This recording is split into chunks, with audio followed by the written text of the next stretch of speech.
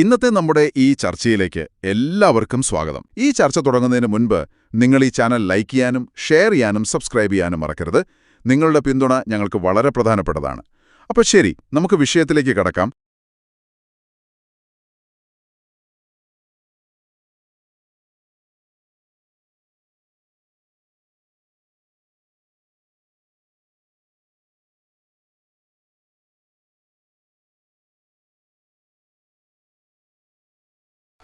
സമസ്തക്ക് ഒരു കോട്ടം വരുമ്പോൾ ഇന്ത്യൻ യൂണിയൻ മുസ്ലിം ലീഗ് വേദനിക്കും. മുസ്ലിം ലീഗിന്റെ കണ്ണിൽ കണ്ണീര് വരും സമസ്തക്ക് ഒരു കോട്ടം വരുമ്പോൾ.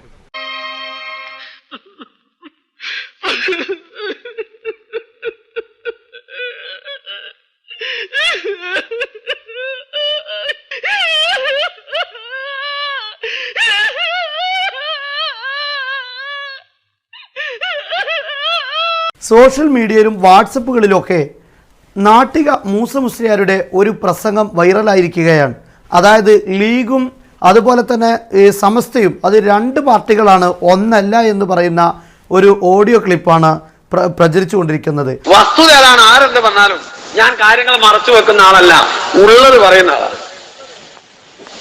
ഞങ്ങൾ അന്നേ പറഞ്ഞു, സമസ്തനെ ലീഗിന്റെ ആലയിലും കെട്ടിയിട്ടില്ല, ലീഗിനൊട്ട് സമസ്തന്റെ ആലയിലും കെട്ടിയിട്ടില്ല.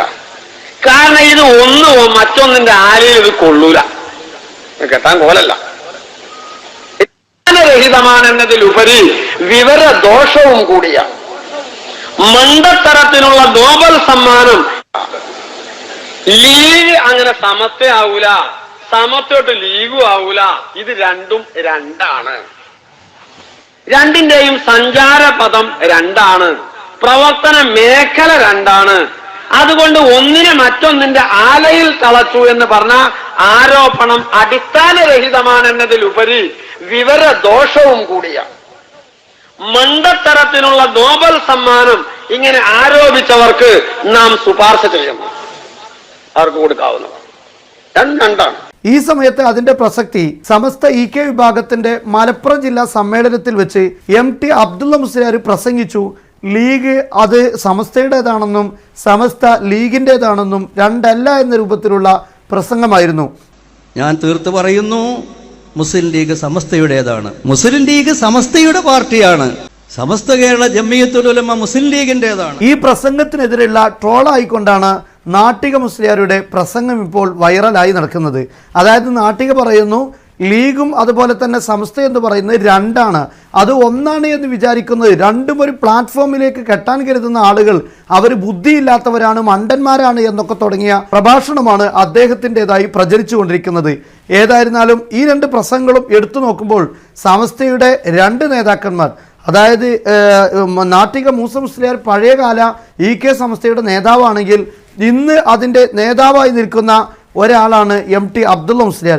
എങ്ങനെയാണ് ഒരേ പ്രസ്ഥാനത്തിൻ്റെ രണ്ട് നേതാക്കൾ രണ്ട് രൂപത്തിലുള്ള പ്രതികരണം നടത്തിയത് എന്നാണ് അറിയാൻ കഴിയാത്തത്. പ്രത്യേകിച്ച് നാട്ടിക മൂസ മുസ്ലിയാർ ലീഗിൻ്റെ പല സ്ഥാനങ്ങളും വഹിച്ച വ്യക്തിയാണെന്നിരിക്കെ പോലും അദ്ദേഹം ഇങ്ങനെയുള്ള പരാമർശമാണ് നടത്തിയിട്ടുള്ളത്.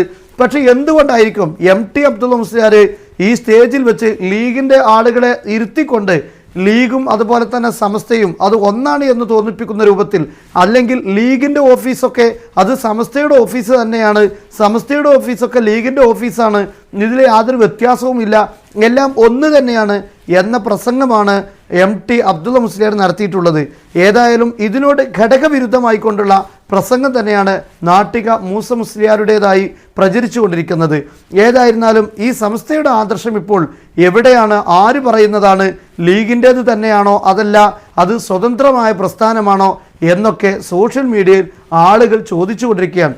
പക്ഷേ EK വിഭാഗ സംസ്ഥയിലെ അഹ്ലുസുന്നത്ത് വൽ ജമാഅത്തിന് പ്രാമുഖ്യം നൽകുകയും രാഷ്ട്രീയത്തിന് മുൻതൂക്കം നൽകാതെ അഹ്ലുസുന്നത്ത് വൽ ജമാഅത്തിന് മുൻതൂക്കം നൽകുന്ന ആളുകൾക്കിടയിൽ ആ വിഷയത്തിൽ യാതൊരു സംശയവുമില്ല. അത് വഹാബിസത്തോട് മൃദു സമീപനം പുലർത്തിക്കൊണ്ടുപോകുന്ന ആളുകൾക്ക് മാത്രമാണ് ഇത്തരത്തിലുള്ള രണ്ടും ഒന്നായി തോന്നുന്നതെന്നും അതേസമയത്ത് സുന്നത്ത് ജമാഅത്തിന്റെ എതിരാളികളോട് കടുത്ത നയം സ്വീകരിക്കുന്ന ആളുകളെ സംബന്ധിച്ചിടത്തോളം ആ വിഷയത്തിൽ ഒരേ ആദർശമേ ഒരേ കാഴ്ചപ്പാടേ പറയാനുള്ളൂ. അത് ലീഗ് അത് രാഷ്ട്രീയ പാർട്ടിയാണ്, സമസ്ത അത് ഒരു ഇസ്ലാമിക പ്രസ്ഥാനമാണ്, ഇത് രണ്ടും ഒന്നല്ല എന്ന് തന്നെയാണ്. നമ്മുടെ ഈമാനിനെ മൂർച്ച കൂട്ടുവാനോ ഉമ്മത്തിന്റെ ഈമാനിനെ കാവൽ നിൽക്കുവാനും സ്വയം തയ്യാറാവാൻ വേണ്ടിയുള്ള ഒരു പഠന കളരിയുടെ ആദ്യ സ്റ്റെപ്പാണ് ഈ കൂട്ടായ്മ. ആർക്കെങ്കിലും മറുപടിയല്ല, ആരോടെങ്കിലും പ്രതിഷേധവുമല്ല. നമ്മൾ നമ്മിലേക്ക് വെളിച്ചം വീശുകയാണ്. എനിക്ക് അപജയം സംഭവിച്ചിട്ടുണ്ടോ? ഞാൻ ആദ്യം പറഞ്ഞത് ഒന്നുകൂടെ ആവർത്തിച്ചു പറയുന്നു. മുൻകാലത്ത് സാധാരണക്കാർക്ക് പോലും അപ്രാപ്യമായ, അല്ലെങ്കിൽ പണ്ഡിതന്മാർക്ക് പോലും പ്രാപിക്കാൻ കഴിയാത്ത ഇൽമുകളും അനുബന്ധമായുള്ള അമലുകളും ഇന്ന് ചെയ്തിട്ടും എന്തേ ഈമാനിൽ നമുക്ക് പ്രയാസമുണ്ടാകുന്നു? ഈമാനിന്റെ വിഷയം വരുമ്പോൾ നമ്മൾ ദുർബലരാവാൻ കാരണമെന്ത്? നിങ്ങളൊന്ന് ഓർത്തു നോക്കൂ. 2018 കവളപ്പാറ, പാതാറ് പോലെയുള്ള സ്ഥലങ്ങളിൽ ഉരുൾപൊട്ടലുണ്ടായത്. അന്ന് ആ ഭാഗങ്ങളിലുള്ള ഉമറാക്കൾ പറഞ്ഞു, നമുക്ക് ഈ പ്രാവശ്യം എന്തു വേണ്ട, നബിദിനം വേണ്ട എന്നുള്ളത്. കാരണം ഓഗസ്റ്റ് 8 ഉരുളുപൊട്ടുന്നു, ഓഗസ്റ്റ് മാസം അവസാനം നബിദിനം ആഘോഷിക്കുന്നു. അപ്പോൾ പറഞ്ഞ് ന്യായമുണ്ടായിരുന്നു. 63ഓളം വരുന്ന മയ്യത്തുകൾ ഭൂമിക്കടിയിൽ കിടക്കുമ്പോൾ, ഇനിയും 11 ജീവനുകളെ കിട്ടാതിരിക്കുമ്പോൾ നമ്മൾ എങ്ങനെയാണ് പായസം കുടിച്ച് റാലി നടത്തുക? നമുക്ക് വേണ്ട എന്ന് പണ്ഡിതർ യഥാസമയം ഇടപെട്ടു, തിരുത്തി പരിപാടി നടന്നു. അതിനുശേഷം വയനാട് ചൂരൽമലയിൽ ഉരുളുപൊട്ടി. അപ്പോൾ തലപ്പാവ് ധരിച്ച, താടി വെച്ച് നിരച്ച പണ്ഡിതന്മാർ ലെറ്റർ പേഡിലൂടെ പറഞ്ഞു നബിദിനം ആഘോഷിക്കണ്ട എന്നുള്ളത്. ആരായിരുന്നു ഈ വാദങ്ങൾ നമ്മോട് ആദ്യം പറഞ്ഞത്? 1922 കടന്നു വന്ന മുജാഹിദ് പ്രസ്ഥാനത്തിന്റെ പ്രധാന മേറ്ററായിരുന്നു എന്ത്? ഇവിടെ നബിദിനം ആഘോഷിക്കൽ ബിദ്അത്താണ് എന്നുള്ളത്. അവർ ആ പണി അവസാനിപ്പിച്ചു. ഇപ്പോൾ ആ പണിയെടുക്കുന്നത് പള്ളി മീറാബിൽ ഇമാമത്ത് നിൽക്കുന്ന, പള്ളിയെ ഭരിക്കുന്ന ഉമറാക്കളുടെ നാവിലൂടെ, സിരകളിലൂടെ ഉമ്മത്ത് കേൾക്കുന്ന സാഹചര്യമുണ്ടായി. മുജാഹിദ് പ്രസ്ഥാനവും ജമാഅത്തെ ഇസ്ലാമിയും റമദാൻ വന്നാൽ പറയുന്ന വാദമായിരുന്നു തറാവീഹ് 20 റക്അത്ത് മതി, 20 റക്അത്തല്ല 8 റക്അത്തേ ഉള്ളൂ എന്നുള്ളത്.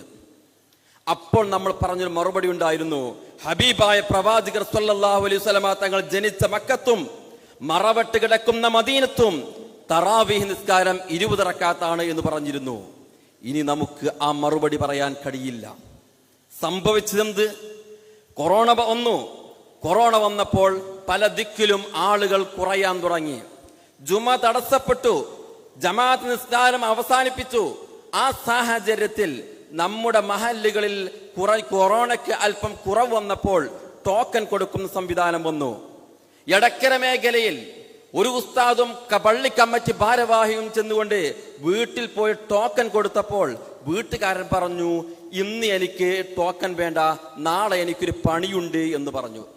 വെള്ളിയാഴ്ച പള്ളിയിലേക്ക് പോവാതെ അതിനോടുള്ള ബഹുമാനം നഷ്ടപ്പെട്ട ഒരു സമൂഹം കടന്നു വന്നു. ഈ സമയത്ത് ബഹുമാനപ്പെട്ട സമസ്ത കേരള ജംഇയ്യത്തുൽ ഉലമ പണ്ഡിതന്മാരെ വിളിച്ചു, ഖത്തീബുമാരെ വിളിച്ചു, റേഞ്ചിന്റെ ഭാരവാഹികളെ വിളിച്ചു, SKSകാരെ വിളിച്ചു, SYSകാരെ വിളിച്ചു. ഉമ്മത്തിന് നിരന്തരം ബോധനം നൽകാൻ വേണ്ടി പറഞ്ഞു. നമ്മളെല്ലാം പഴയ പടിയിലേക്ക് മടങ്ങി.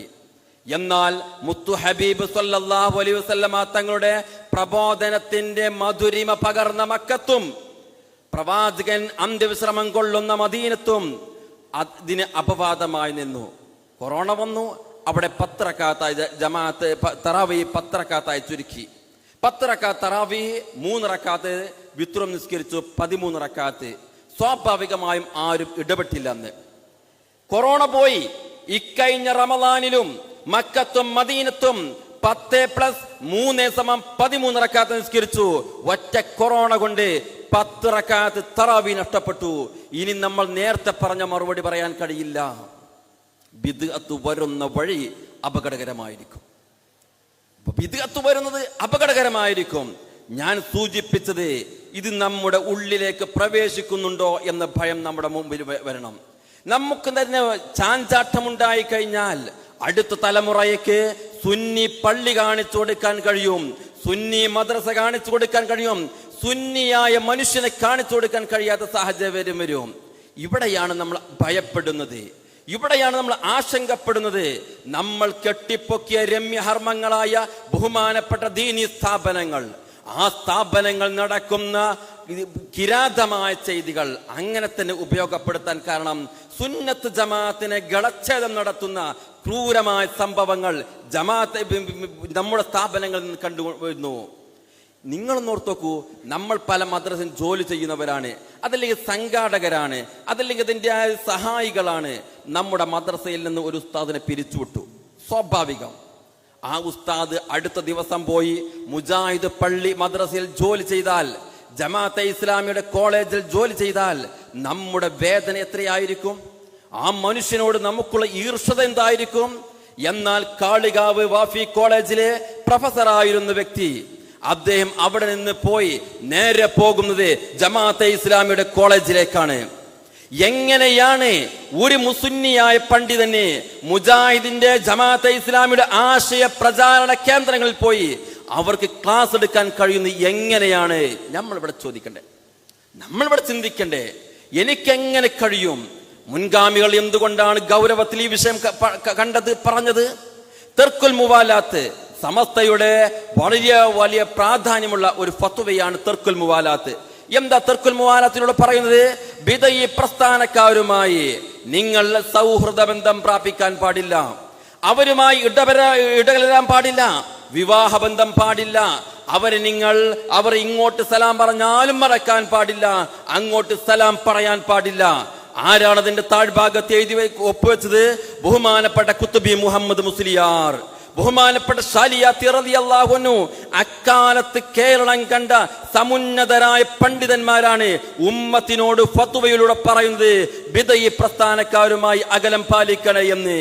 എന്തിനു വേണ്ടി? നായ്ക്ക് വെള്ളം കൊടുത്താൽ സ്വർഗത്തിൽ കടക്കും എന്നാണ് ഹബീബായ പ്രവാചകന്റെ ചരിത്രത്തിൽ നിന്ന് ഹദീസിന് ബോധ്യമാകുന്നത്. അതേ പ്രവാചകന്റെ ഹദീസുകൾ പഠിച്ച പണ്ഡിതന്മാർ പറയുന്നു ബിദഈ പ്രസ്ഥാനക്കാരുമായി അകലം പാലിക്കണം. എന്തുകൊണ്ട്? ഇവിടെയാണ് നമ്മൾ ശ്രദ്ധിക്കേണ്ടത്. പ്രത്യക്ഷത്തിലെ ശത്രുവിനേക്കാൾ മാരകമാണ് അകത്തിരിക്കുന്ന ശത്രു എന്നുള്ളത് നമുക്ക് കൃത്യമായ ബോധ്യമുണ്ടാവണം. അതുകൊണ്ടാണ് സമസ്ത കേരള ജംഇയ്യത്തുൽ ഉലമ ഉണ്ടാക്കുന്ന സാഹചര്യം 1926 ഉണ്ടാക്കുമ്പോൾ 22 കടന്നു വന്ന ബിദഈ പ്രസ്ഥാനക്കാരെ തടുക്കാൻ വേണ്ടി 26 സമസ്ത കേരള ജംഇയ്യത്തുൽ ഉലമ രൂപീകരിക്കുമ്പോൾ കേരളത്തിന്റെ പശ്ചാത്തലം എന്താണ്? സമസ്തയുടെ ആവിർഭാവവും അതിന്റെ കടിഞ്ഞാണും അതിന്റെ നെടും തൂണുമായി വർത്തിച്ച മലബാറിലെ അവസ്ഥ എന്താണ്?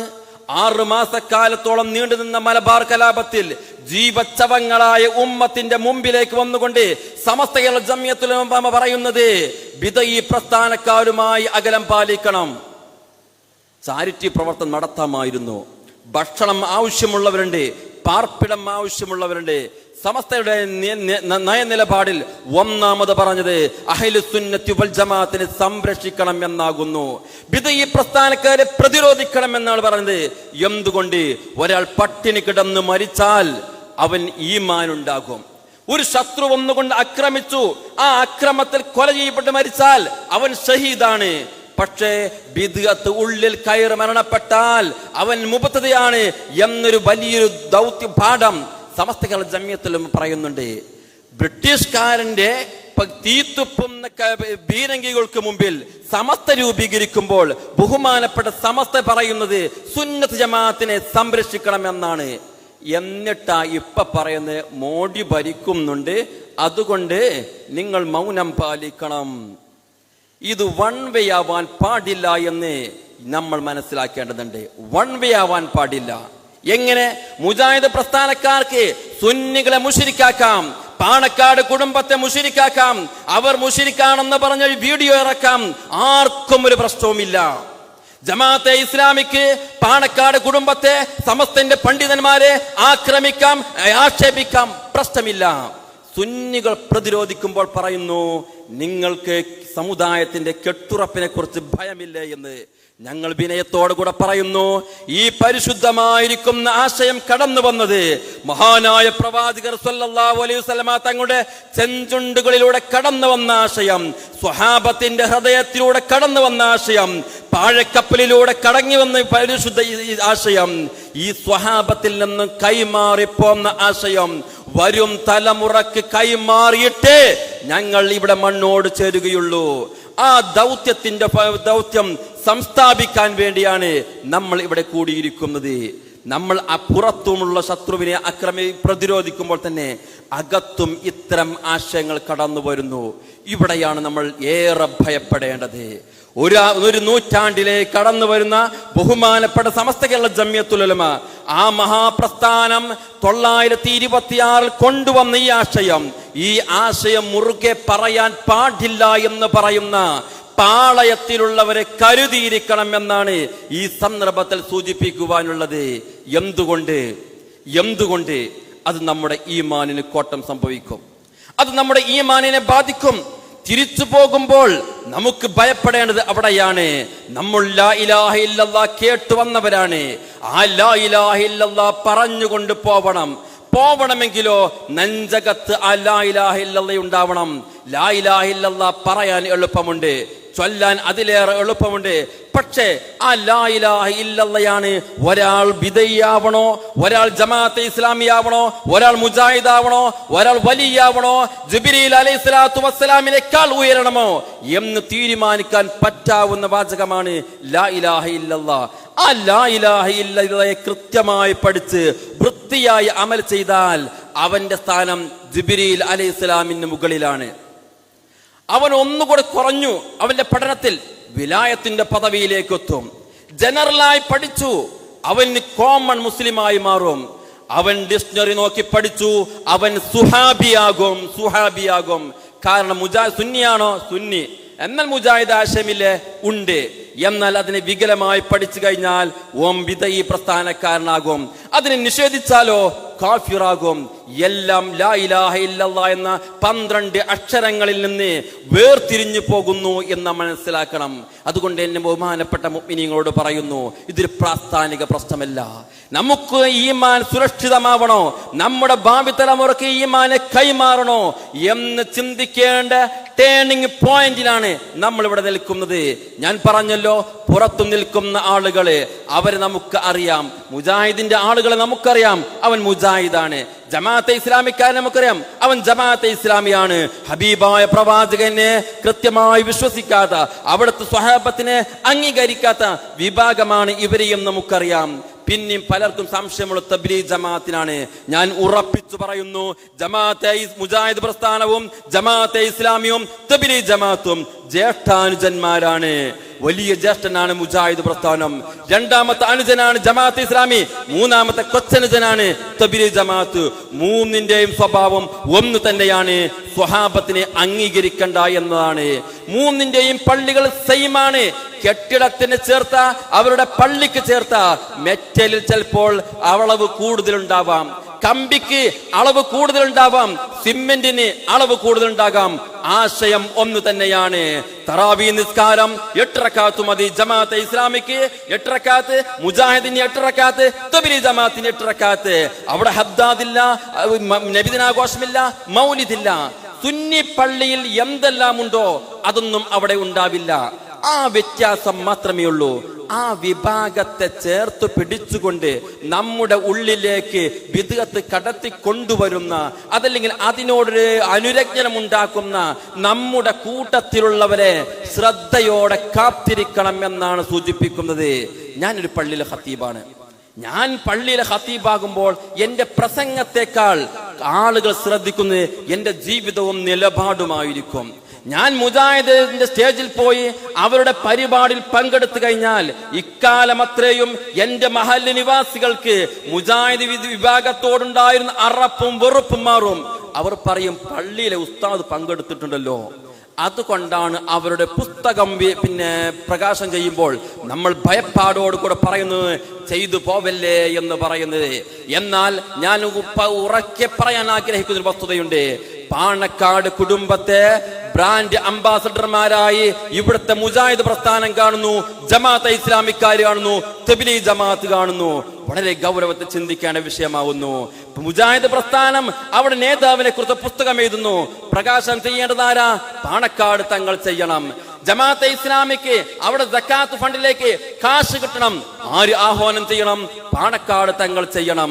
തബ്ലീഗ് മുജാഹിദ് പ്രസ്ഥാനത്തിന്റെ പള്ളി ഉദ്ഘാടനം ചെയ്യണം, അവിടെ പ്രോഗ്രാം ഉദ്ഘാടനം ആര് വരണം? പാണക്കാട് തങ്ങൾ വരണം. ഇത് അപകടകരമാണ്. ഇത് അപകടകരമാണ്, ഉമ്മത്ത് വഴിപ്പിക്കാൻ കാരണമാകും. അന്നേരം ഞാൻ എന്റെ ഗ്രിപ്പും ഞാൻ എന്റെ അംഗീകാരവും നോക്കിന്നാൽ ഈ ഉമ്മത്ത് വിദയത്തിലേക്ക് പോയി കഴിഞ്ഞാൽ റബ്ബിന്റെ മുമ്പിൽ ഞാൻ സമാധാനം പറയേണ്ടി വരും. കാരണം ഒരുപാട് ആളുകൾ ഞാൻ മദ്രസയിൽ പഠിക്കുന്ന സമയം മുതൽ എന്റെ പഠനത്തിന് വേണ്ടി സഹായിച്ച എന്റെ നാട്ടുകാരുണ്ട്, ഞാൻ പഠിച്ച ദർസിന് സംഭാവന ചെയ്ത ആളുകളുണ്ട്, എന്നെ ഉസ്താദെ എന്ന് ആദരപൂർവ്വം വിളിക്കുന്ന ആളുകളുണ്ട്. അവരൊക്കെ ആഗ്രഹിക്കുന്നത് ഞാൻ സുന്നിയാണ് എന്ന വിചാരത്താലാണ്. ആ സുന്നിക്ക് ക്ഷതമേൽക്കുമ്പോൾ ഞാൻ സുരക്ഷിതനായി നിൽക്കുക എന്നുള്ളത് ഒരു മുഅ്മിനിന് പോയിട്ട് ഒരു മനുഷ്യന് പോലും അഭികാമ്യമല്ല. തുറന്നു പറയേണ്ടത് പറയേണ്ട സമയത്ത് പറയേണ്ട പോലെ പറയുക എന്നതാണ് പണ്ഡിത ദൗത്യം. അവരോട് കൂടെ ചേർന്ന് നിൽക്കുക എന്നതാകുന്നു ഉമറാക്കളുടെ ദൗത്യം. ഇതില്ലാതിരുന്നാൽ ഈ ഉമ്മത്ത് തകർന്നു പോകും. പിന്നീട് നമ്മൾ ഭയപ്പെട്ടിട്ട് കാര്യമുണ്ടാവില്ല, സങ്കടപ്പെട്ടിട്ട് കാര്യമുണ്ടാവില്ല. അവസരോചിതം ഉണരുവാനും ഉളരുവാനും ഉമ്മത്തിനു വേണ്ടി രാജകോട്ട നിർമ്മിക്കുവാനും നമുക്ക് തയ്യാറാവണം. പരിശുദ്ധ സമസ്ത കേരള ജമിയത്തുൽ ഉലമ അത് അഹ്ലു സുന്നത്തി വൽ ജമാഅത്തിന്റെ കോട്ടയാണ്. ആ കോട്ട അസ്ഥിരപ്പെട്ട് കഴിഞ്ഞാൽ സുന്നത്ത് ജമാഅത്ത് തകർന്നടിയും. അങ്ങനെ തകർന്നടിഞ്ഞാൽ ലാ ഇലാഹ ഇല്ലല്ലാഹ് കേട്ടുവന്ന നമുക്ക് പറഞ്ഞു പോവാൻ പ്രയാസമാകും. ഇത്തരം വാർത്തകളും വിശേഷങ്ങളും അറിയാൻ ഞങ്ങളുടെ ചാനൽ ഉടൻ തന്നെ സബ്സ്ക്രൈബ് ചെയ്യുക, ലൈക്ക് ചെയ്യുക, ഷെയർ ചെയ്യുക. ജനങ്ങളിലേക്ക് എത്തിക്കണമെന്ന് നിങ്ങൾ ആഗ്രഹിക്കുന്ന വാർത്തകളും വിശേഷങ്ങളും പ്രമുഖരുടെ പ്രഭാഷണങ്ങളും ഞങ്ങളുടെ വാട്സപ്പ് നമ്പറിലേക്ക് അയച്ചു തരിക. നന്മ വളരട്ടെ, തിന്മക്കെതിരെ നമുക്ക് ഒരുമിച്ച് നിൽക്കാം.